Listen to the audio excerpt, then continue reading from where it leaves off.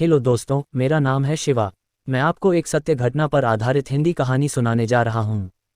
कहानी सुनाने के बाद अपनी राय कमेंट बॉक्स में लिखें। चलिए कहानी शुरू करते हैं। एक दिन मैं पैदल घर आ रहा था।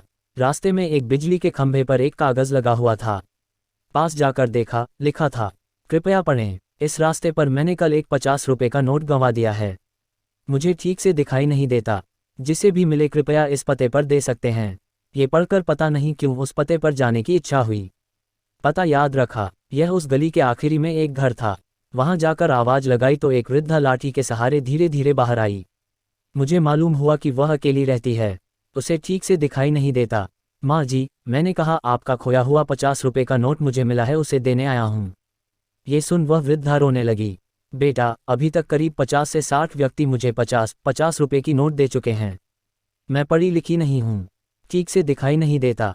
पता नहीं कौन मेरी इस हालत को देख मेरी मदद करने के उद्देश्य से लिख गया है। बहुत ही कहने पर माँ जी ने पैसे तो रख लिए, पर एक विनती की, बेटा, वह मैंने नहीं लिखा है। किसी ने मुझ पर तरस खाकर लिखा होगा।